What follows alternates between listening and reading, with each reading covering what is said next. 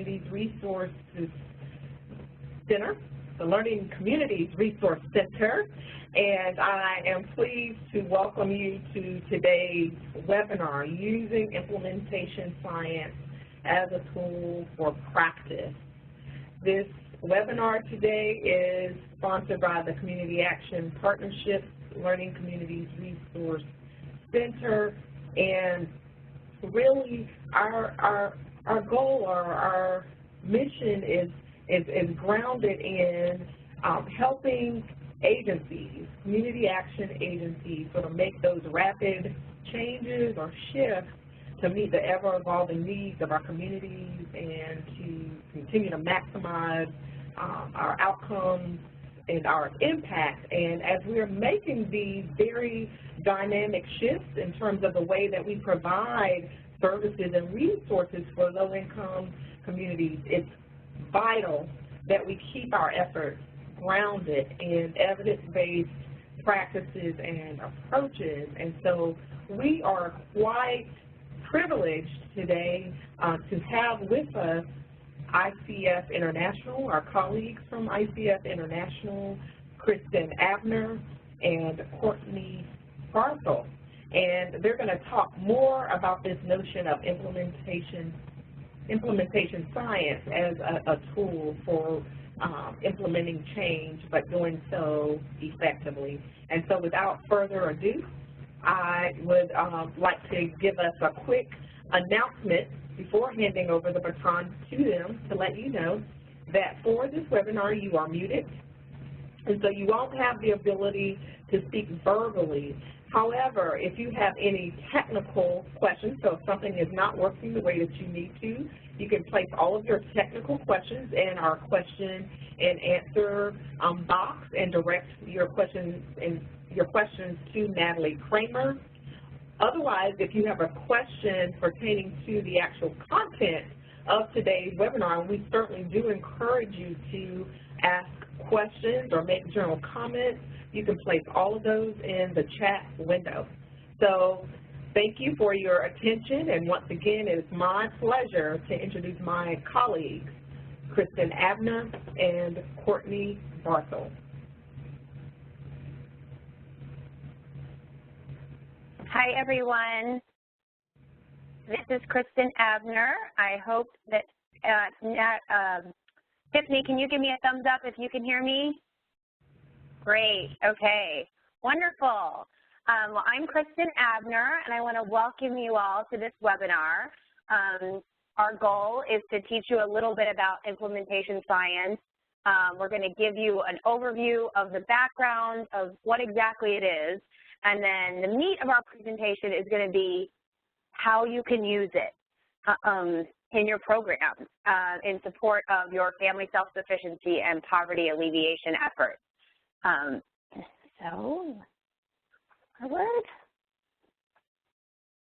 So I want to start by introducing myself and Courtney.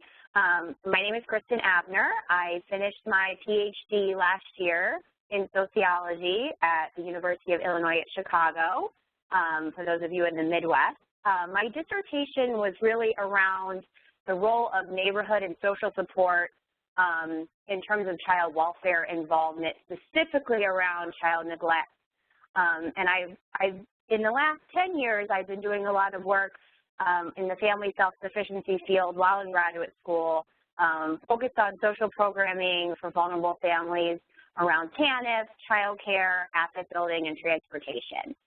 And the main goal in the projects that I work on here at ICF are to provide resources and technical assistance with a focus on research to practice to practitioners, policymakers, and researchers in the field.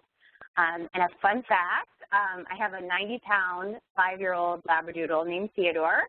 He is sleeping behind me, so if you hear a dog, he has woken up. I have a 2-year-old daughter, and I have a baby boy on the way due in November. So I will talk a little bit about my colleague, Courtney Barthel, who I'm going to turn it over to about midway through the presentation. Courtney has a master's in public affairs, and she has 15 years of experience working with low-income and at-risk families and communities. She provides strategic guidance, subject matter expertise, technical assistance services, and research support on a variety of TANF and poverty alleviation related projects. And she has, this is very impressive, designed, delivered, evaluated over 100 technical assistance and training initiatives. And a fun fact about Courtney is she works from her home office in Michigan, and she has 4 kids, 7, 6, 4, and 3, 2 cats, a dog, and a fish. So she has quite the full house. Moving forward. So this slide really shows the background between our relationship between ICF and the LCRC. We've had a partnership with CAP over the last few years, and last year we presented at the CAP National Meeting on our project, the Self-Sufficiency Research Clearinghouse, which we'll talk about a little bit later. I'm hoping if we have time at the end, I can give you a little overview, screen share of the website if you're not already familiar with it. And this year we had the privilege to provide resources to 3 of the cluster groups in the LCRC: place-based, family homelessness, and financial capability. So I'm glad to have those of you on the phone who have already heard my voice, and I want to welcome those of you who are joining us for the first time. So I want to talk a little bit about the kind of work we do here at ICF. Our group is really focused around family self-sufficiency and providing TA, technical assistance, and training for programs serving low-income families. We also run a few online clearinghouses. Like I mentioned, the Self-Sufficiency Research Clearinghouse, which is probably of most relevance to the work that you do. But we also run the National Resource Center for Healthy Marriage and Families, the National Responsible Fatherhood Clearinghouse, and the Office of Family Assistance's Peer TA Network website. So I'm going to give an overview of the SSRC, the Self-Sufficiency Research Clearinghouse, just so you have an understanding of exactly what it is, and maybe as we're talking through this presentation, thinking about how the SSRC may be of help to you in the work that you do. It's an ever-growing portal of research. It's funded through the Administration for Children and Families Office of Planning, Research, and Evaluation. And it was really created to be an online hub of to promote professional networking among researchers, practitioners, and policymakers working with families to promote self-sufficiency. And the goal is to improve policy and practice in areas around employment, education and training, asset building, by providing access to field-tested, evidence-informed, evidence-based program strategies, in addition to high-quality research and fostering kind of that professional connectivity among folks working in the field. Our website, which hopefully I'll show you later, is www.opressrc.org. And it includes many resources, and I want to give a shameless plug, if you don't already receive them, to sign up. We do monthly newsletters, which includes the latest research in the field on a variety of topics related to family self-sufficiency. We do webinars every other month on a variety of topics that may be of interest to you all in your work. And if you have time, you may want to poke around our resource library, which has key resources related to self-sufficiency. And we have the search feature set up, so it's really easy to find what you need. So today, our overarching goal is to tell you about using implementation science in a community action context. So we'll talk about how implementation science theory can build a more responsive program, how it's been previously used to assess social service programming, and we'll really try to focus on programs that are designed for poverty alleviation and family self-sufficiency. So this slide shows our learning objectives, and our goal is to really tell you more about how to understand implementation science and identify effective practices so you can use it in your program. So why is this important? There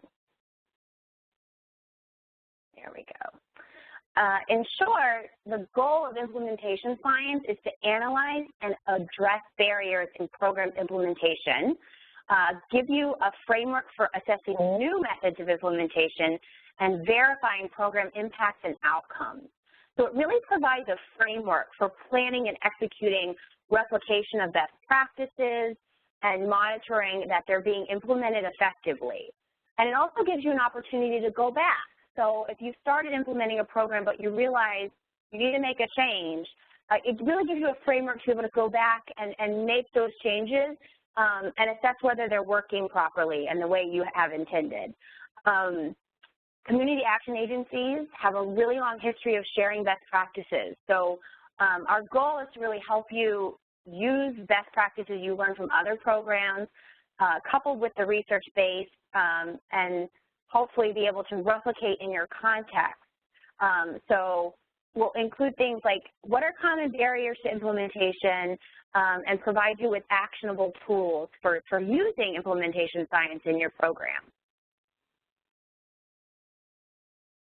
So a roadmap on where we're going to go.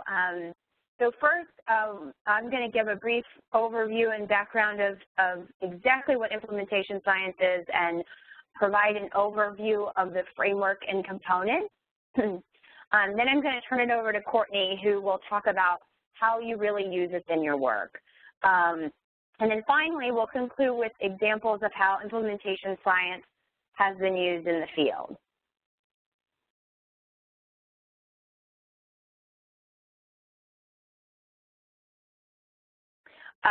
Before I move forward with the overview and background, if you have questions, I'll pause after each section, so feel free to submit through your chat box, and we'll do our best to answer them in between sections.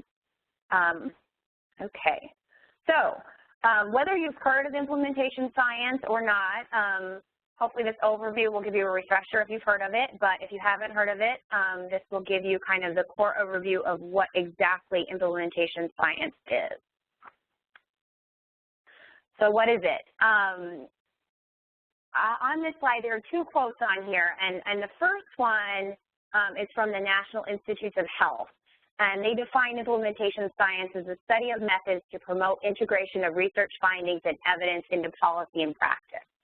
So the goal of implementation science is to analyze and address barriers to program implementation, assess possible new methods of implementation, and verify possible impacts of the program. So you've probably already done pieces of implementation science in your work, but not called it implementation science. For the most part, this methodology, implementation science, it's been used in the field to assess health and child welfare programs. It's been less applied to the poverty literature. But it can be used in a variety of capacities to assess aspects of program implementation across the country. And the second quote is from the National Implementation Research Network, and I'll read it to you. Implementation is the art and science of incorporating innovations into typical human service settings to benefit children, families, adults, and communities. And I really like that quote because I think when we hear science, we feel like it has to be a rigorous process. But implementation science is really also an art because you all are bringing knowledge from years of implementing programs and working with your communities. So it really is taking the steps and putting in your own framework and giving it your own kind of perspective. So it's an art as well. So keep that in mind because this approach really gives flexibility to use in multiple ways in different programming. So it's our hope that through this webinar you really have the tools to use the art and science of implementation in your own work. So what is implementation science really? That was a lot of words and conceptual thinking around implementation science, but at its core, it's about taking innovations and making them your own. So it's research to practice. it's evidence-based practice. We like to think of it really as information in action. So the general idea here is it'll give you the tools to go from, well, that's a really cool idea, to, well, this is how I can really implement that innovation in my own program.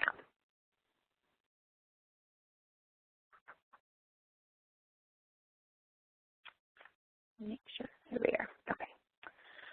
So you may be thinking about how can community action agencies benefit from implementation science? And like I said, implementation science really already builds on the strengths that a lot of community action agencies have, which is these strong networks among partners and other community action agencies. So based on the history of the community action field from this collaboration, this approach really builds on what you already do, and there are already resources in place like the LCRC, things like the SSRC, to really help you take this to the next level. Implementation science provides a framework for planning and executing the replication of best practices and monitoring if they're being used consistently and effectively by staff. But it also has an eye towards what are the outcomes, what are the short-term, what are the long-term outcomes of the actual innovation of your program, and then thinking about sustainability in terms of your organization, in terms of the program, in terms of helping your participants sustain what they learn from the innovation. And finally, implementation science creates confidence among participants, partners, funders, and your staff. So research indicates that guidance from implementation science can help lead to sustained delivery of evidence-based practices to best serve participants and work with partners. And as you all, many of you all know, the funding world is placing an increased emphasis on research-based methods.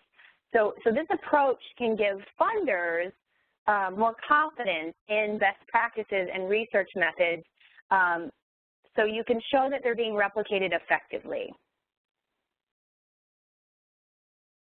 I'm going to move to the next section, but I'm first going to check if there are questions. No, looks like we're good. Okay, now I don't know how to close that out. There we go, now I'm back. Okay, so seeing no questions in my chat box, I'm going to move on to the framework and core components of implementation science.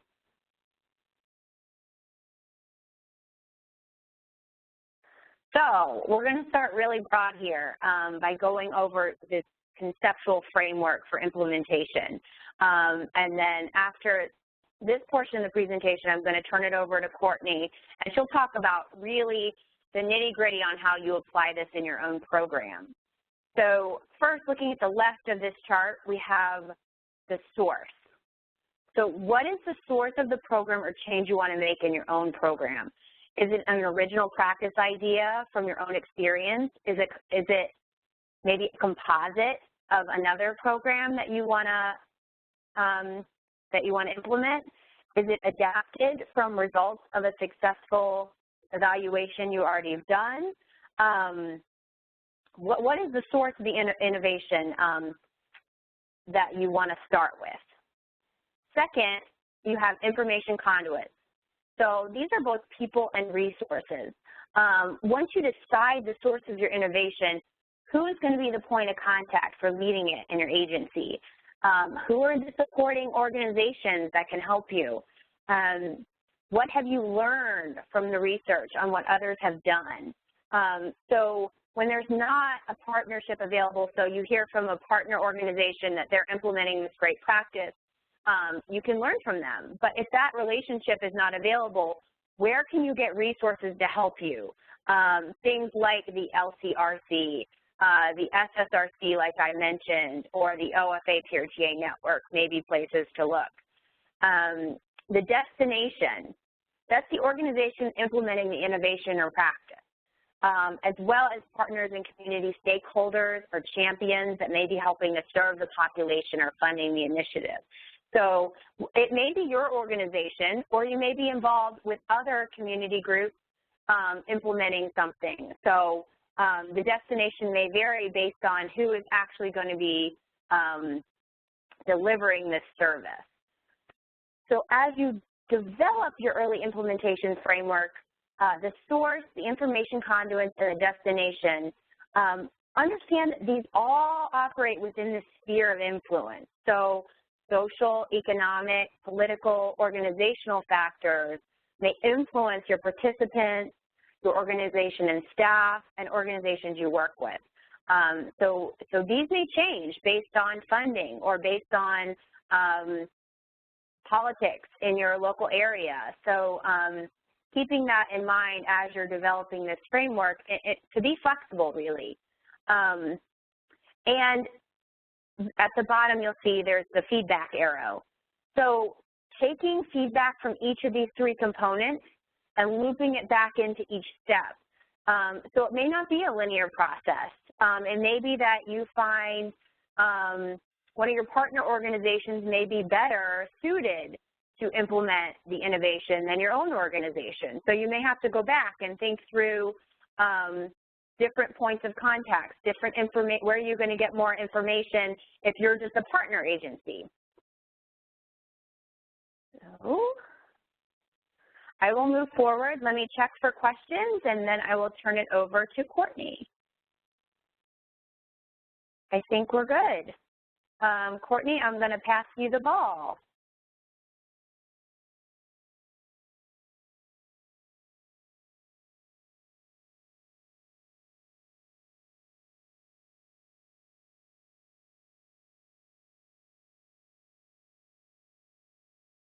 Okay, thank you very much, Kristen, and thank you all for being here. I am working on getting my video to start up, so just bear with me, and hopefully that is working. Yes, no?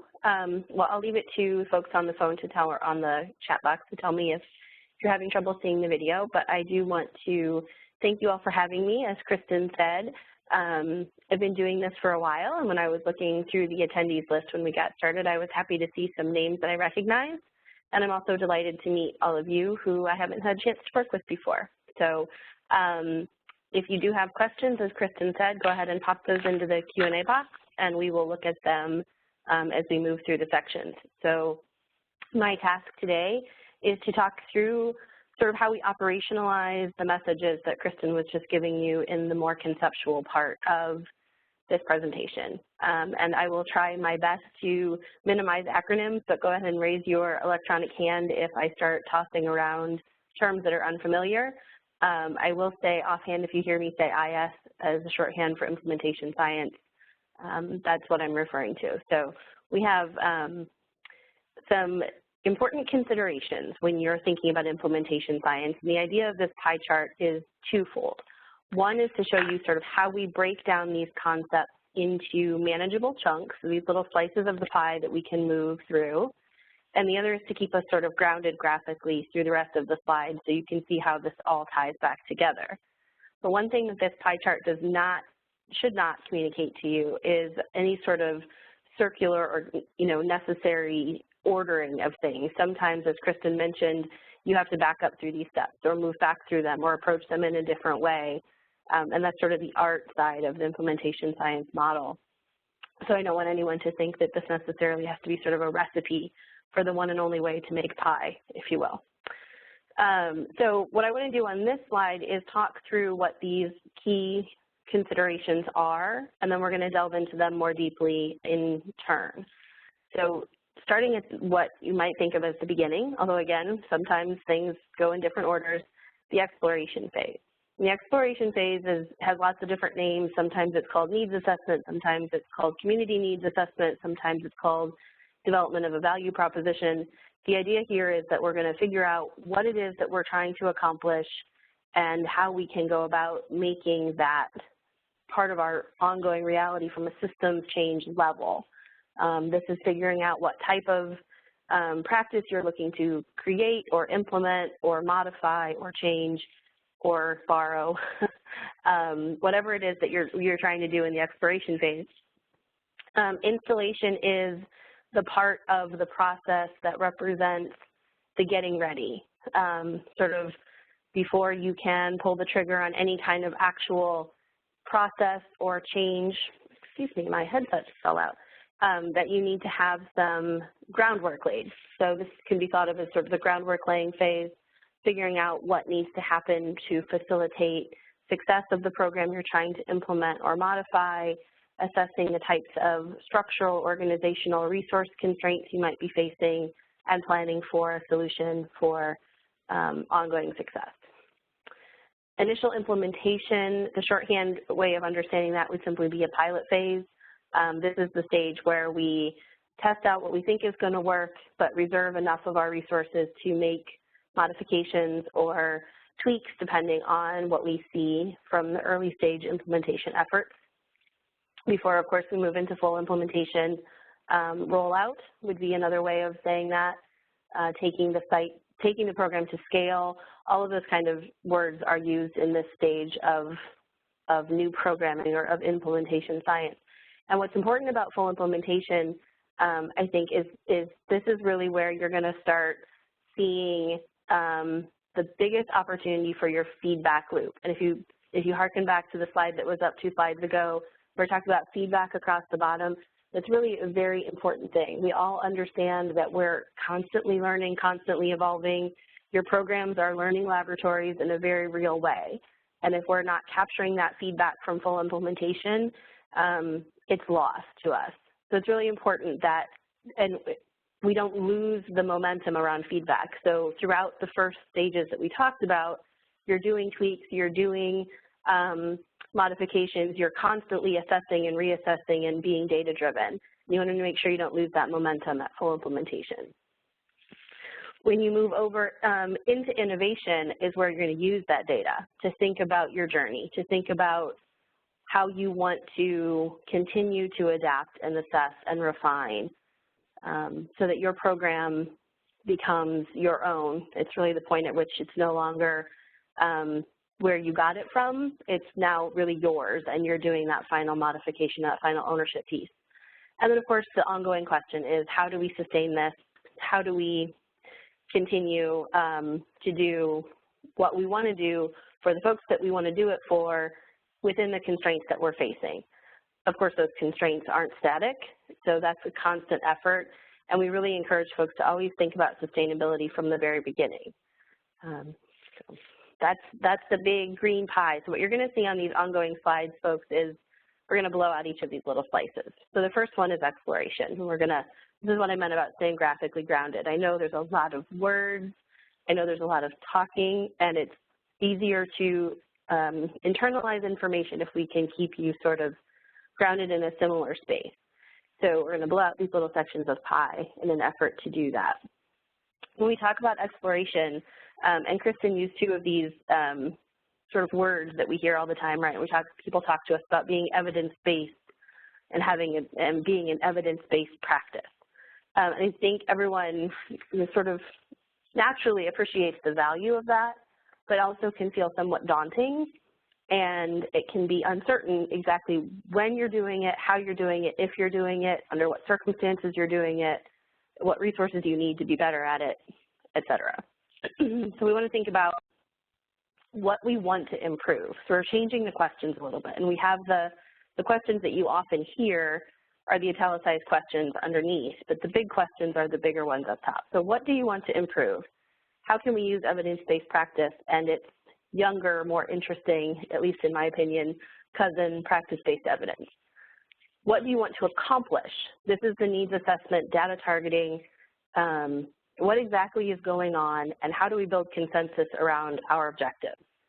That's the logic modeling step, right, where we can all come together to agree that we want to travel from this stage to this place using these intermediate steps, if you will. And then how will we know if we've gotten there?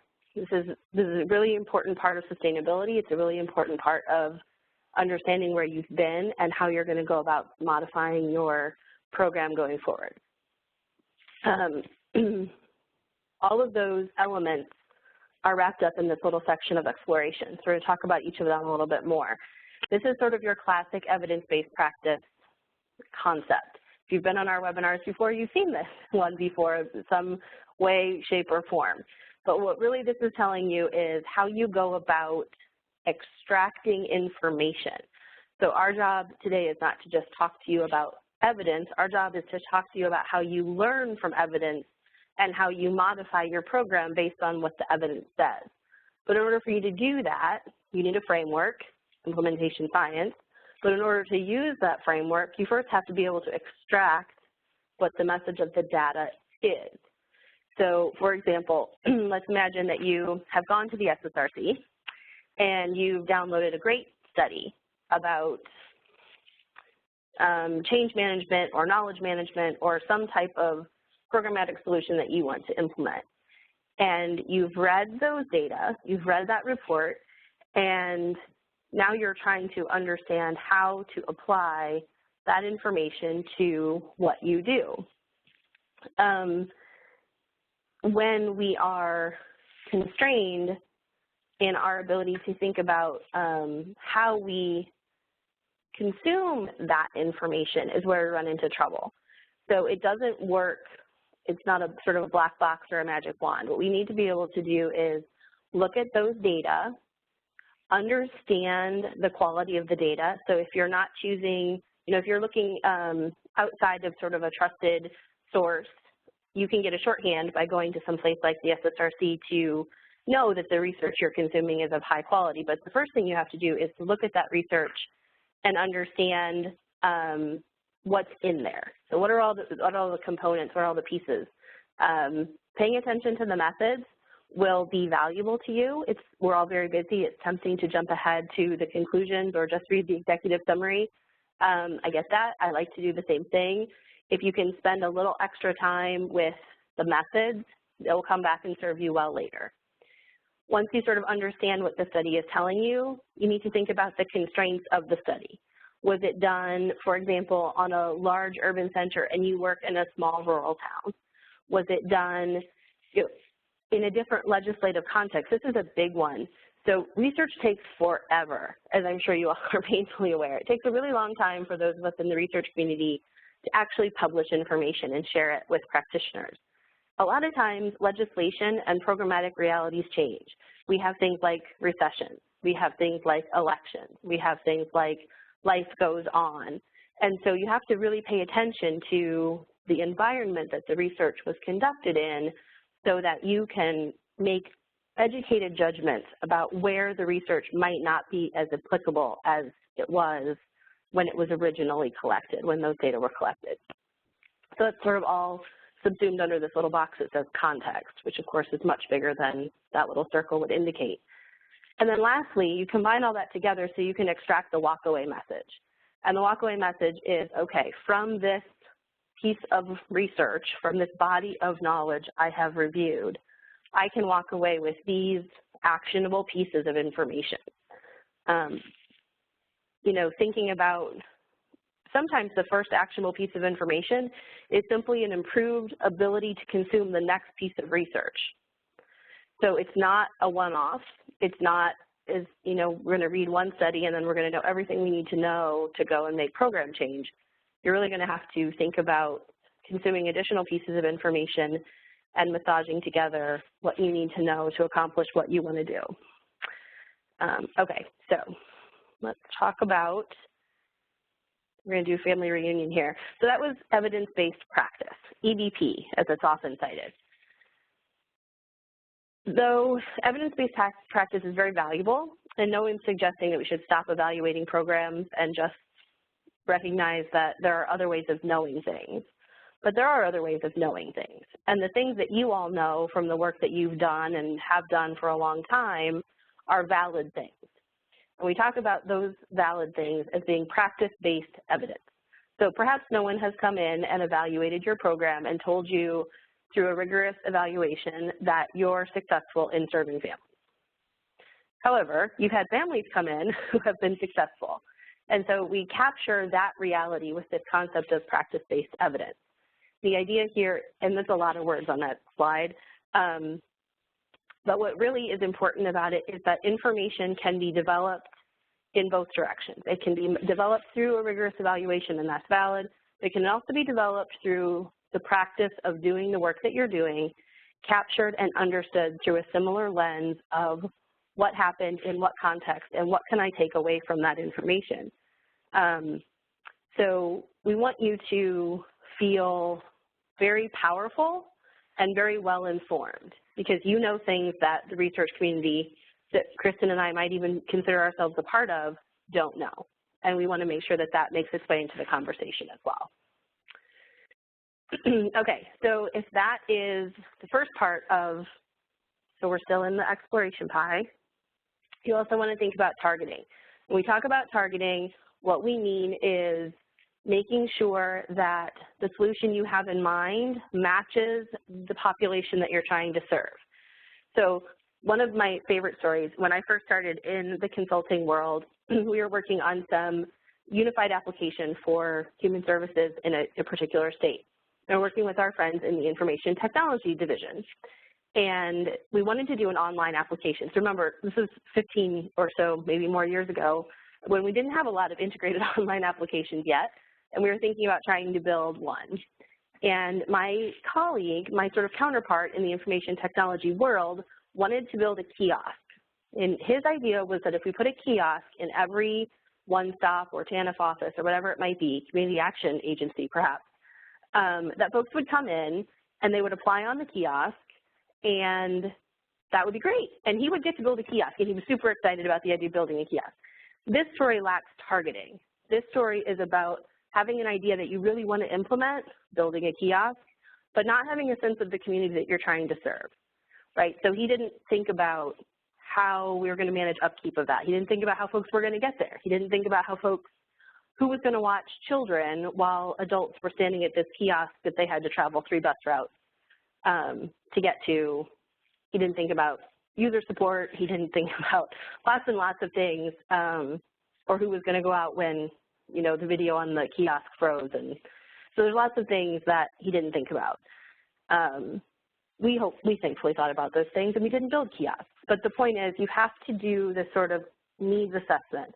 And it can be tempting to think, well, I live in this community, I work in this community, I see these people every day, I know what they need, and you may absolutely know that. You'll get a lot further if you let them tell you. So we encourage folks to invite consumers and participants into that conversation, to listen well, reflect back what people are saying to you, share with them what you think you know and what the evidence is telling you. So remember, evidence comes from both sides. So let them give you their practice-based evidence, share with them the research evidence from places like the Census Bureau, or DOL here is the Department of Labor, and use the tools that are available to you. Understand your population from a demographic,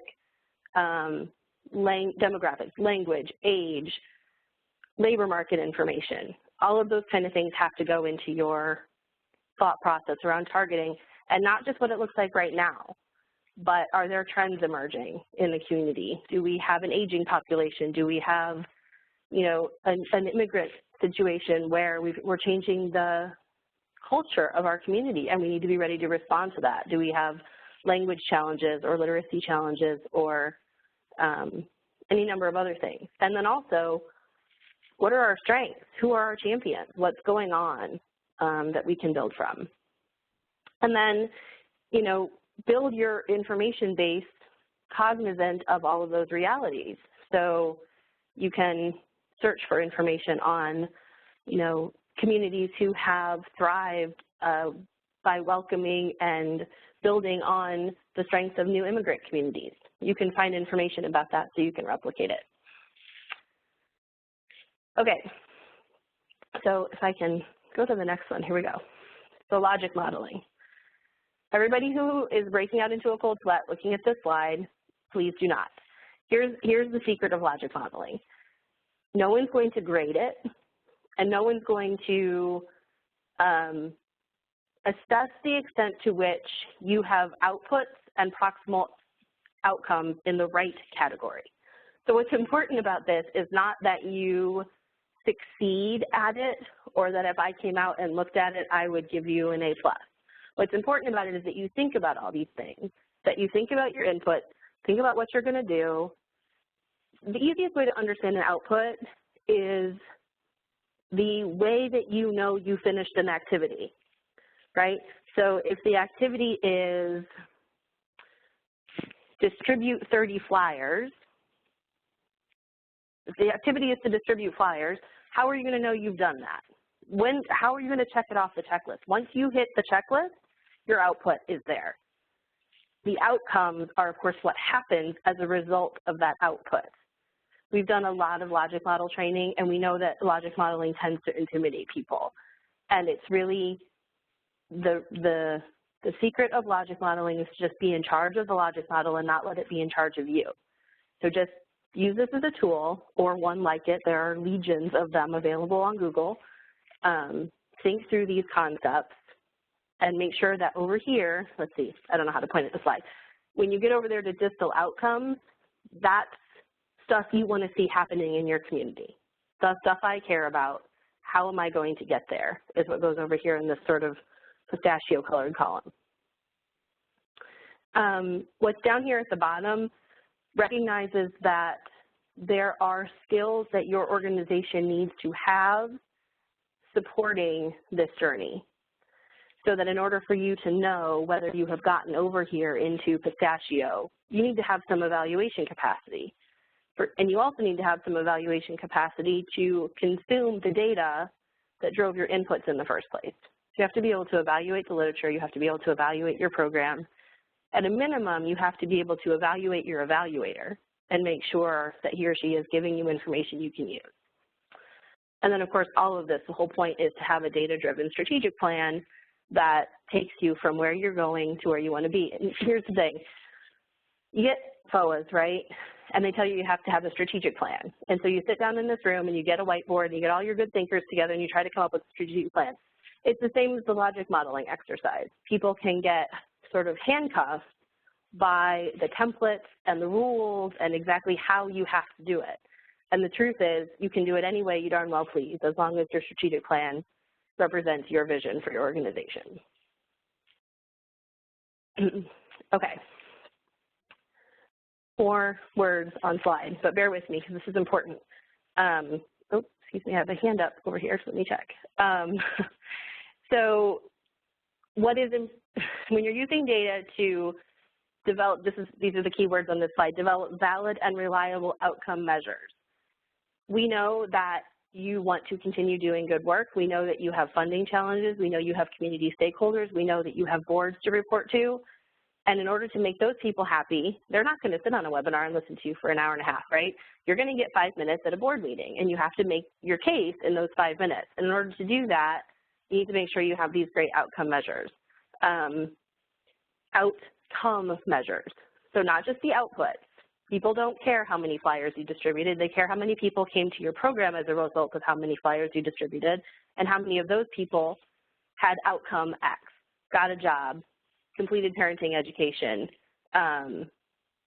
were able to exit public assistance for self-sufficiency. Whatever the outcome is that you have in mind, that's what your funders and stakeholders want to hear about. So think about that. There's nothing wrong with thinking about messaging, because what those people care about is very likely what you care about too. It's just a question of how you're going to tell them about it. So think about your key outcomes from the beginning, and think about the story you want to tell. You know, there's actually a little cottage industry around helping people sell their human service solution through sort of storyboarding exercise.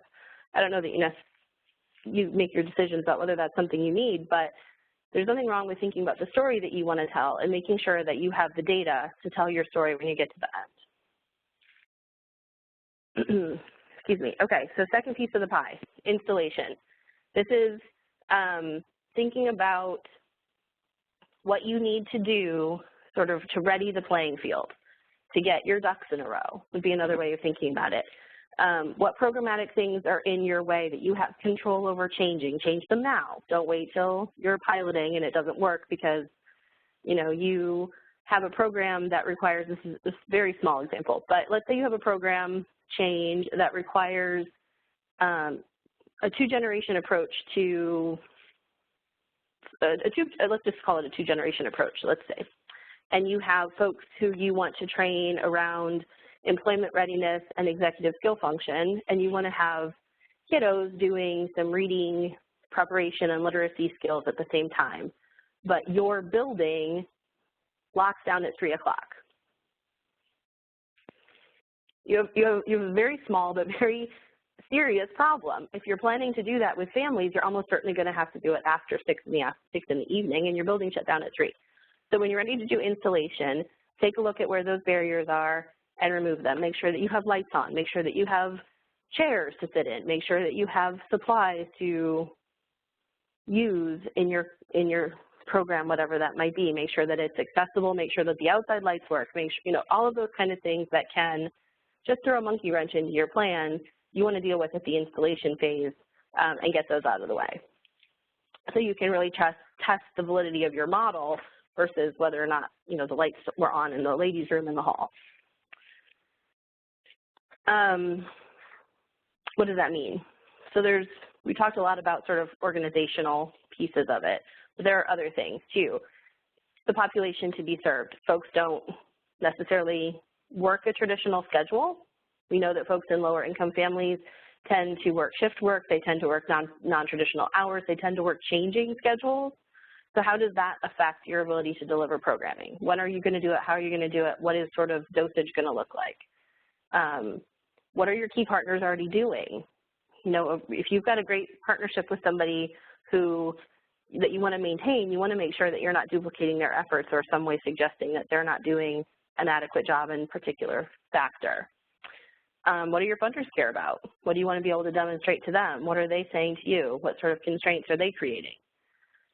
Organizational is a lot of the stuff that I talked about. Do you have the space? Do you have the facilities? Do you have lights on? Do you have water to drink? Do you have PowerPoint if you need it? Do you hate PowerPoint? If you do, how do you get people the information that they need? What does that look like? And then staffing, right? So if all of a sudden we're going to do a program at 6 o'clock in the evening, but we have an entire staff whose work hours are 7 to 3, that's a difficulty. If we've decided we're going to do parenting education, we've never done parenting education before, does that mean people are reallocated and reassigned to supporting that role? Does that mean we have to hire new staff? Can we afford to hire new staff? Or how does that look? What does our staffing situation look like? I would say one other thing about staffing. In the same way that you want your community members and your participants to weigh in on what they think the community needs and strengths are, you want your staff involved in these decisions from the very beginning. So it should never happen that you're springing stuff on staff or that staff are unfamiliar with, the vision of the agency or the organization. And hopefully they're also stakeholders in this conversation and figuring out who's going to do what, when, and under what circumstances. Okay. My video went away, so hopefully everyone else is still able to see, at a minimum that you're still able to see the slides and hear my voice. I'm going to move forward into initial implementation here.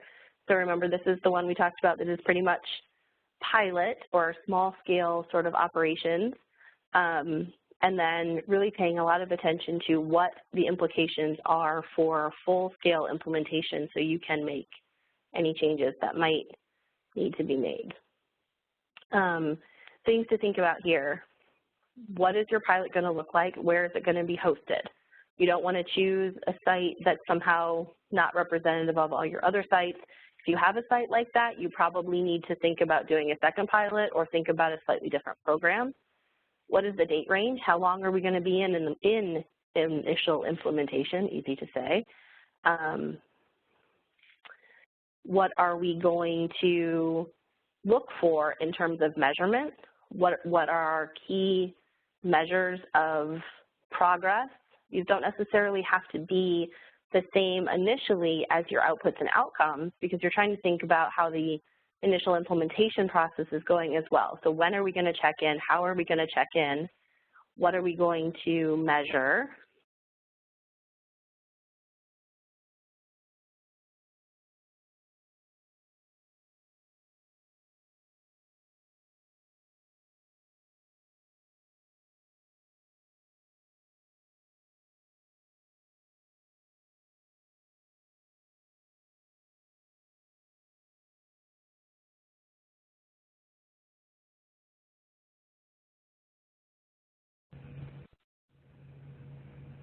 So Courtney, we're not able to hear you at this time.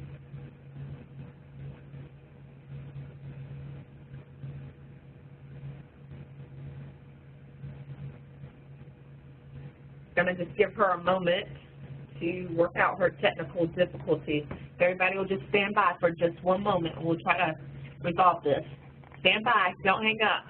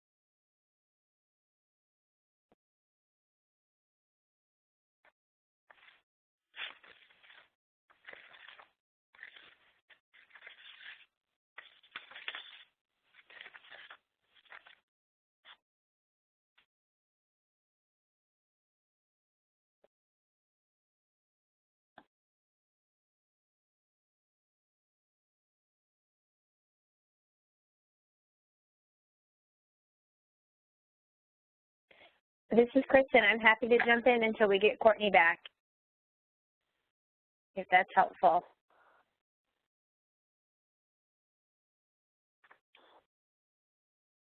Hey, Kristen, go for it. Okay. Let me see if I can. I'm going to try to get Courtney. If you come back, interrupt me.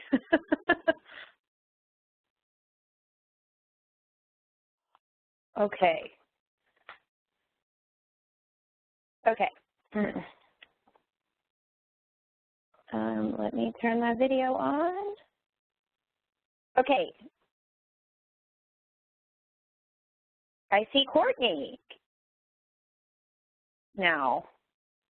I can't hear Courtney, but I'm going to start talking, and Courtney, if you can hear me and you want to interrupt, go for it. So we were talking about initial implementation and measurement, and I think we were on feedback and course correction.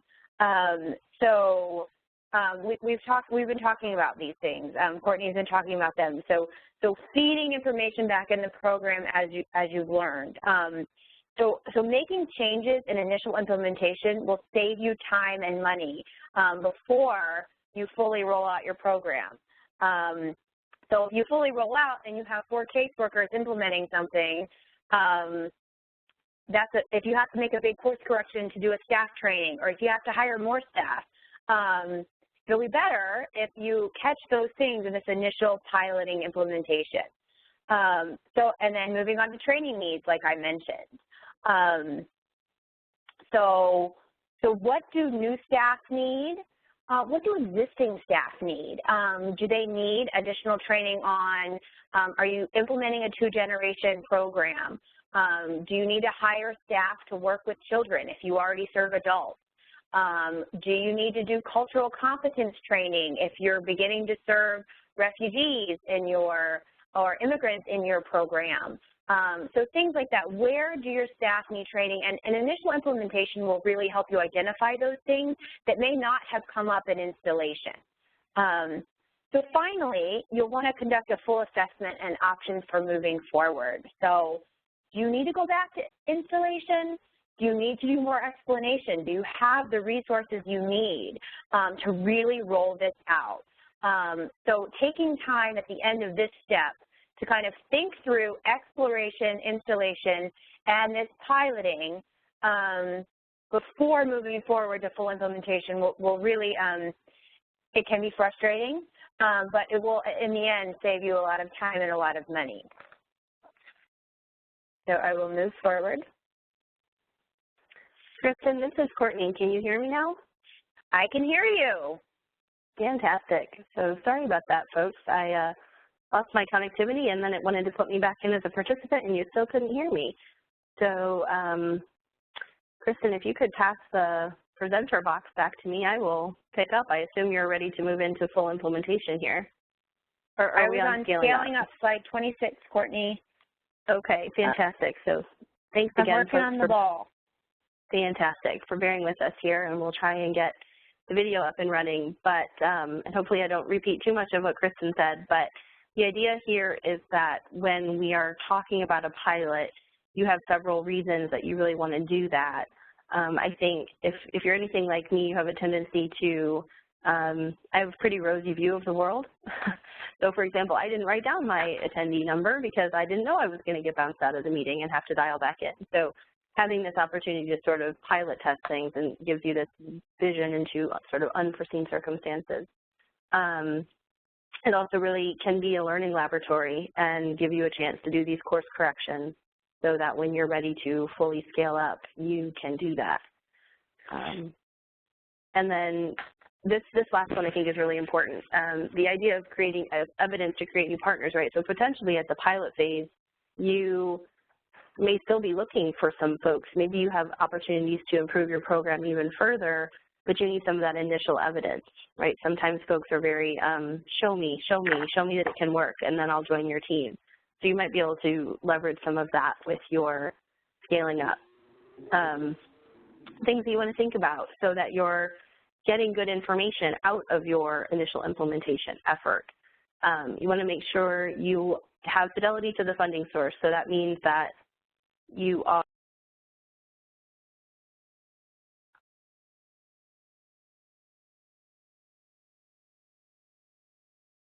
Sounds like we might have lost Courtney again.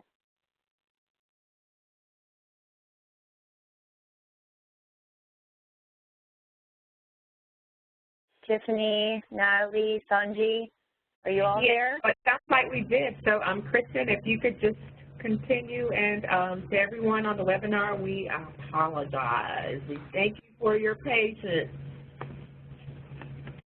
Okay, so we're talking about fidelity to the funding source. Okay. Oh, can you hear me now? Can you see me now? Okay, I think so.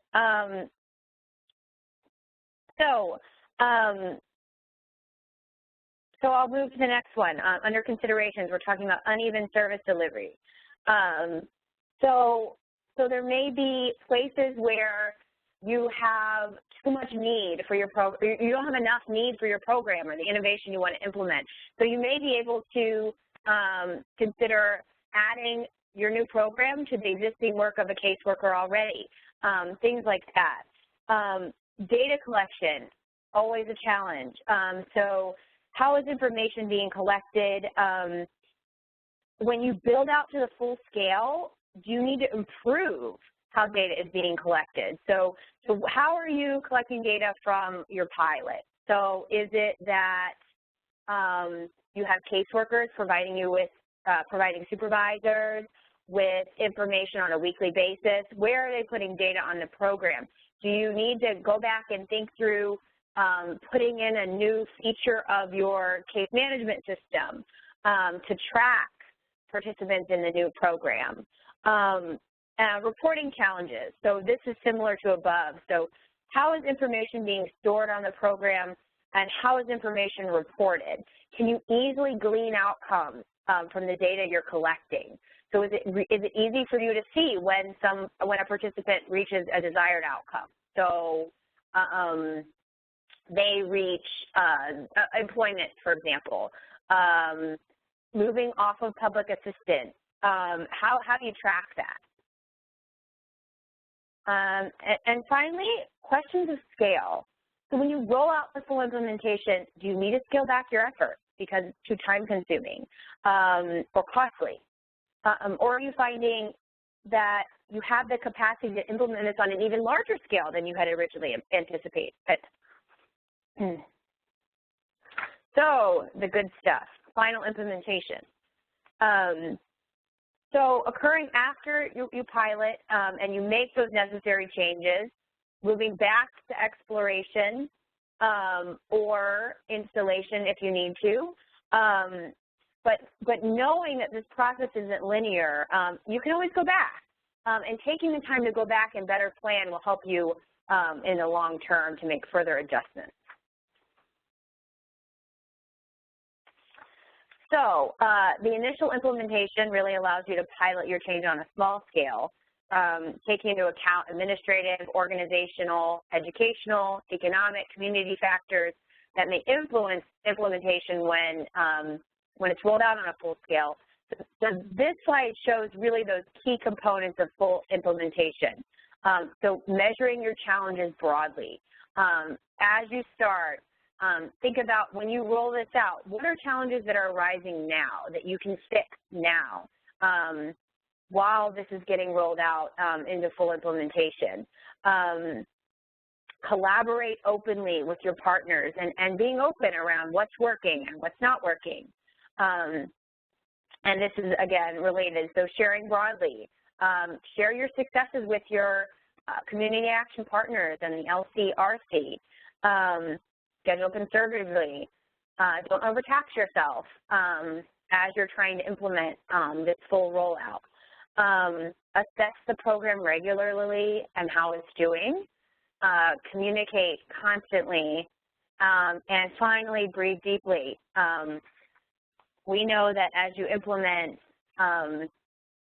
you do a full implementation, it can be stressful. So make sure you take the time to sit down and really think through what you're doing and the outcomes necessary. Did I hear Courtney? Well, you did, although I don't know for how long. Can you hear me, Kristen? I can hear you loud and clear. Well, I can't hear you anymore.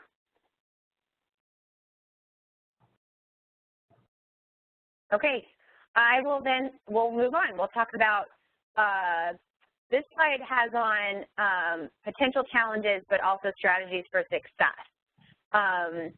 So as you're in full implementation, what are some challenges you need to think about that may come up? So buy-in, this is lack of training and materials, lack of knowledge around evidence-informed practices. Programs are complex. Your target populations are complex. So making sure that there is a very clear buy-in and very clear vision from potential partners is really important when you're doing full implementation. Changing while in motion is challenging, especially in this full implementation stage. So there may be organizational barriers. You may have to make adjustments if you have a key champion leave. If the point of contact leaves, you may have to hire new staff. That can be a challenge in full implementation. Let's see. Excessive innovation, and I think this is something that I have trouble with myself. You know, I want to do all this stuff, but really, these early stages of the implementation process will really help you think through what is excessive, what is just not going to work here, what isn't going to work in this context, what is just too much to take on at this time based on funding and what's actually going on in your program. So strategies for success. So really creating an environment of collaborations, and I know we said this multiple times on this webinar, you know, collaborate openly and genuinely, really build those networks and partnerships further than you already have. If you need support, ask for it. There's lots of technical assistance available through places like the OFA PRTA network. There's lots of virtual technical assistance available that you can get. Respecting adult learners, and so I kind of see this as both respecting your caseworkers and your staff for learning a new innovation, and then further working with your participants to really help them learn about how to build self-sufficiency for themselves. And finally, allow yourself. This is Courtney. On the off chance you can hear me, can I jump in about adult learners real quick? Yes, I can hear you.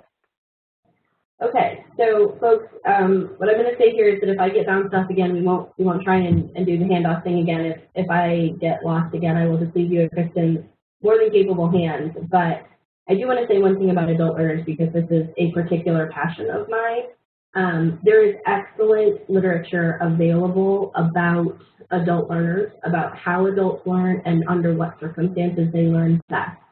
And I really encourage you to access that information, to ask questions about that information, to share that information with your stakeholders, and to invite those really well-documented procedures and methods into your planning and conversation.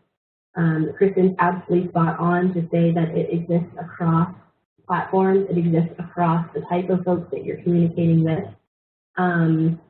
So for example, right now, I would imagine that there's a little bit of frustration on the phone and the webinar about the technical difficulties, but I also think that we can respect that and respect how adult learners function by, changing the way we're doing it. So for example, I'm not going to try and change that video. You all are going to have Kristen's face and my voice, because if I try and change that video, I don't know what's going to happen. And I really want to be respectful of your time and the fact that you have chosen to participate with us. So that's what I mean by adult learners. Invest really is about the other side of the equation. So it can be tempting to think about what you need and how you're building this program and you're doing such amazing things. But other folks are doing amazing things too. So make sure that you're going to the table with both what you can ask for, but also what you can offer. And that really segues into the idea of being teachable. It can be tempting once you have all this data in your back pocket and this vision for where you want to go, that you now have answers and you're ready and you're going to go and do this amazing thing. Obviously, you all have amazing expertise and experience and passion for what you do. So we would remind you to think back about the programs that you started from, your source programs in that initial framework that Kristen had up on the screen, about the folks who have gone before you, about those champions, and really hear the messages that they have to deliver. And this idea of thinking broadly, separating the program from the people. One of the things that we're going to talk about when we get to sustainability draws from this concept. And I would encourage you to think about sustaining your outcomes and sustaining your community level change versus having a more sort of internally focused concept of what it means to be, what it means to do the work that you're doing. Kristen, are you willing to just go ahead and change the slides? I think that might be the most streamlined way we can do this at this point. Okay, so let's talk about innovation. You can just go ahead and go on to the next one. What does it mean to innovate? So remember, what we talked about here is that innovation is the process by which you make your put your stamp on your program, So you've implemented based on the data and the experiences that have gone before. You've infused your own practice-based evidence into that. You've had your pilot, you've gone to full implementation, and now you're ready to think about making this program your own going forward. The first one talks about fidelity and customization, and some of those are researchy terms that we throw around a little bit, but what we mean by that is in order for your outcome measures to continue to be valid and useful to you, you need to make sure that you're doing the same thing that you've been doing. So yes, you want to customize. So an example of customization might be changing some fields around on your intake form in response to the way people have told you they don't like it, or in response to the fact that you're not getting the information that you were looking for. An example of lacking fidelity to your model would be to stop doing intake because people aren't giving you the information that you still want to do the intake. You might just need to tweak your form a little bit. So that's what we don't want to do. We don't want to do on-the-fly changes. We don't want to sort of just one day decide we're not going to do it that way anymore for lots of reasons, including the fact that your stakeholders will be confused, your participants will be confused, your data will be suspect, your program will suffer. You want to continuously communicate with your stakeholders, make sure you're meeting their needs, make sure their expectations are being addressed, and you want to have your mind towards sustainability. And you've heard me kind of mention that in passing a couple times. It's my preview for coming attractions around thinking about sustainability. And the key question which is not often the question that is asked when people think about sustainability is, what are you trying to sustain and for whom? So this one little forecast into sustainability. And we're just going to go ahead and go on to that, because I know we're running a little short on time given some of our, the fact that I keep disappearing. So Kristen, can you just go on with sustainability? Okay, so go ahead and go forward one more slide, Kristen, and we'll talk through what it means to do sustainability in this kind of programming. I already sort of previewed the key question here, which is, what are you trying to sustain? And what I mean by that question is, it can be tempting to think, okay, how are we going to keep this program going? How are we going to keep this particular solution operating? Where are we going to get the funding? Who's going to pay the bill? What I would encourage you to think about is more about sustaining the service delivery stream and sustaining the outcomes for your participants, even if that means that the model itself has to look a little different. So we can talk a little bit more about that, but really have your mind to what are you trying to sustain. Keep in mind that your environment has changed. Is your needs assessment still valid? Do we need to go back and look at community needs again? Do we need to think about any type of environmental changes that have occurred, shifts in priorities? This is a big one, especially for folks who receive federal funding. What are we focusing on? What are the key priorities of the current administration? What do you need to change in order to be successful in the future? What role do you want to play in the fabric of your community? What do you want to have on your plate of things that you're responsible for delivering? And then what resources are out there that you can make work? You know, I think that in my experience, folks who do what you all do have the most amazing ability to do something valuable with the most limited set of resources imaginable. And I have a huge amount of respect for that. And I think you all know this one perhaps better than most. So thinking about what's available to you that you can do good with, and then what support do you need, and figuring out how to ask for that. You know, is that information support? Is it peer technical assistance support? Is it more information from the LCRC? Is it a conversation with one another? It's hard to make time for even those simple conversations about, hey, how did that work for you? Or what advice did you give me? But I would encourage you to think about that and put your sustainability hat on when you make that phone call, because if you think about doing a sustainability activity, it becomes a lot easier to prioritize the investment of that time. Okay, so the next slide here is a sustainability model, and my team and I built this for the Office of Adolescent Health, and that web address that you see at the bottom, you can actually get a huge, like, 150-page document that we built around sustainability. But what it's going to tell you is that research will show that there are really 8 factors of sustainability, regardless of what sort of program you're trying to sustain. And these are research-based factors that you can take to partners and say, we know these are the 8 things that we need to do. And it sort of lets you leapfrog over some of those initial questions and conversations around what sustainability means and who's going to do what and how do you even get started. It's very difficult to look at a blank piece of flip chart paper, a blank whiteboard, a cursor blinking at you that says, okay, let's do a sustainability plan. This gives you a way of organizing. It's not the only way, but it is a way, and I think you potentially will find it very useful. The Googleverse that I mentioned earlier about logic models has tons of sustainability models too, so if this one doesn't work, find one that does, but we do know that it at least is very research-based, and it also comes with a suite of other tools, including forms and worksheets and quizzes and all kinds of good stuff that will help you really put some life into your conversation around sustainability. And then, you know, hi, fun fact, it's free. So there's really a pretty good option for you, and we can answer any questions that you might have about it. But one of the things that I think you'll find is that the work pages that are inside of the resource guide, excuse me, will help you really have these conversations in a meaningful and planful way and help you to really illuminate parts of a sustainability initiative that might not immediately seem obvious.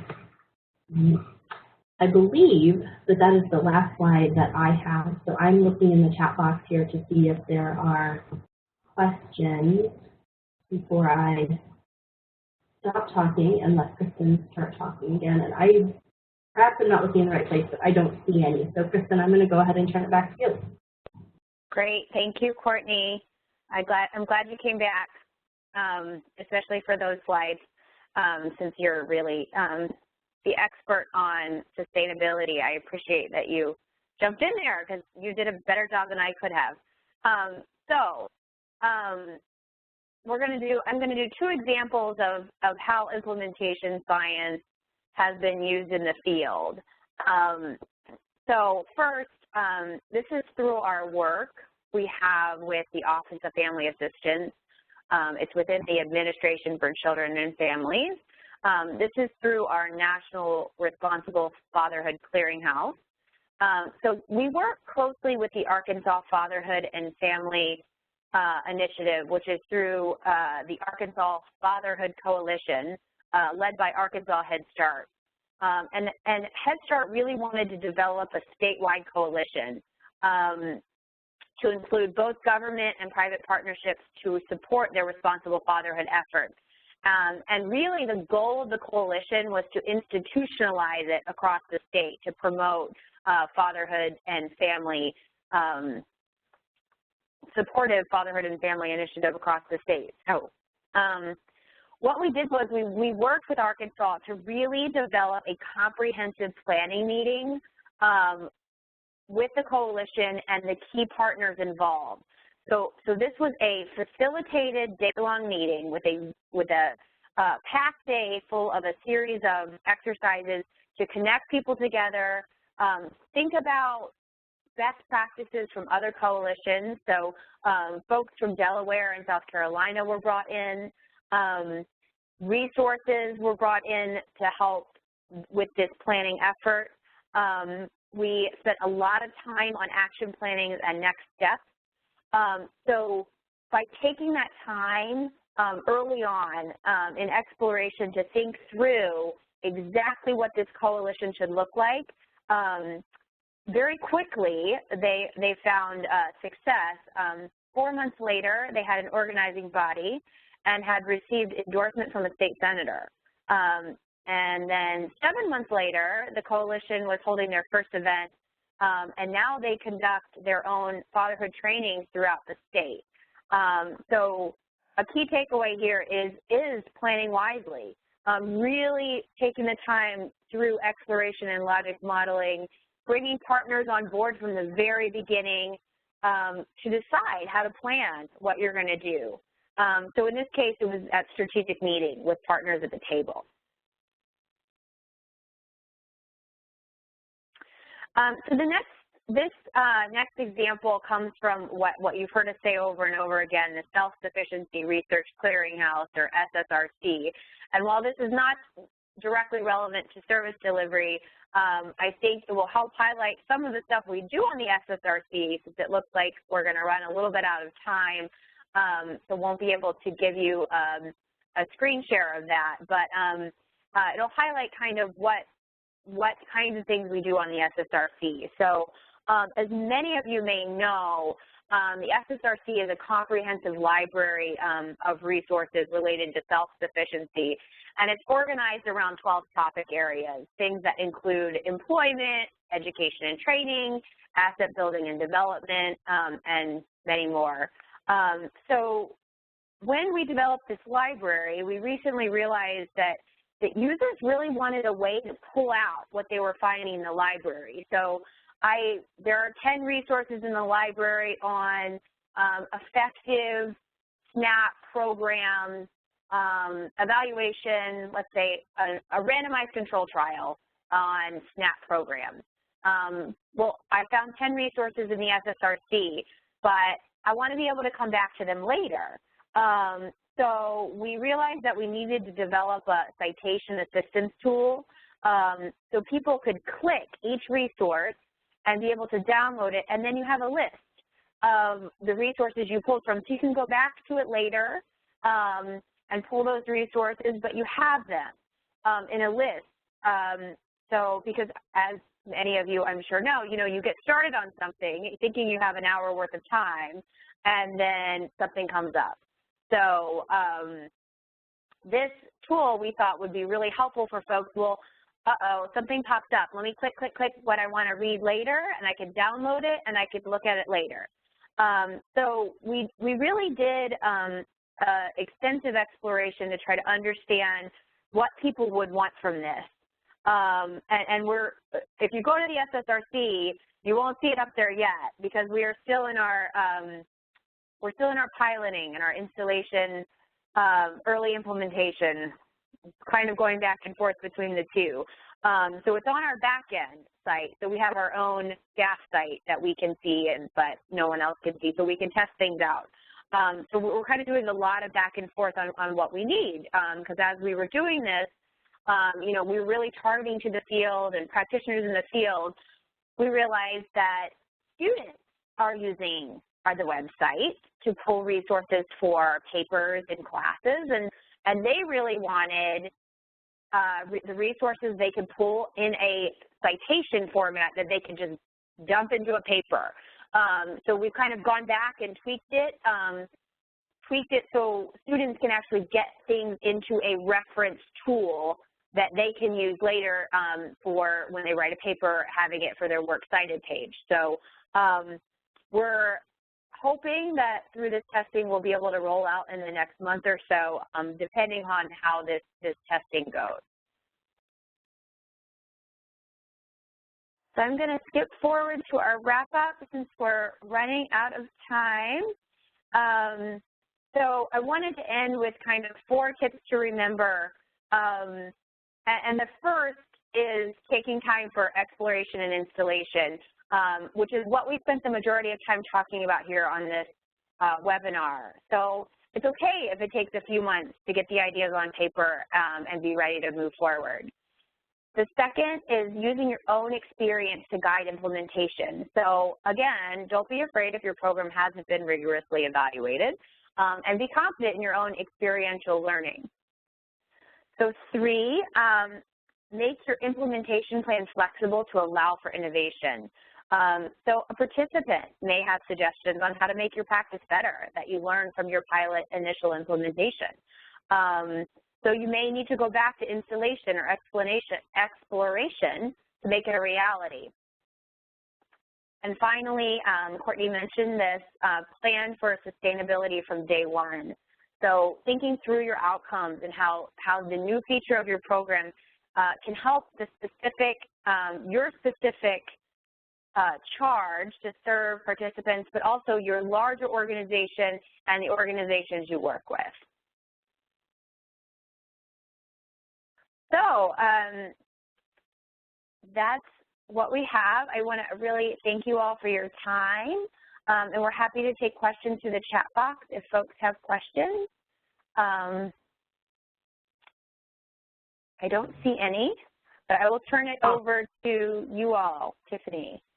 Thank you very much, Kristen and Courtney. That was just so helpful, and it just says that as it relates to this whole notion of implementation, science, and some other topics related to evidence-based practices, that we just need more and more engagement or immersion in this area as a network. And so we appreciate all the insight that you shared, and really welcome any feedback from anybody who was on our call today about ways that we might present this information to our network in a more dynamic, a more meaningful way. And when I say more dynamic and more meaningful, really looking for opportunities for this kind of wonderful information to be implemented on the ground in our agencies. So certainly for those who are on, go back and share. But if there are ways that we can further engage the network, we are so open to that today. And so I'm going to hand off to my colleague, Natalie Kramer, while we're waiting for possibly 1 or 2 folks to raise a question. Natalie is just going to offer some further information for us. Sure. I just wanted to remind everybody that this webinar is being recorded, and we will be sharing the recording and the slides with all who have participated. And also a plug for the CSBG TNTA Resource Center. As ICF mentioned in the beginning, they did share a number of resources from the Self-Sufficiency Research Clearinghouse with our Learning Cluster members. So all of those resources from SSRC are on our resource bank at csbgtta.org in the resource bank. So we just want to say thank you for all the resources that you've shared, and thank everybody for joining today. Have a great day. Thank you, and don't forget to complete those evaluations. This concludes the webinar.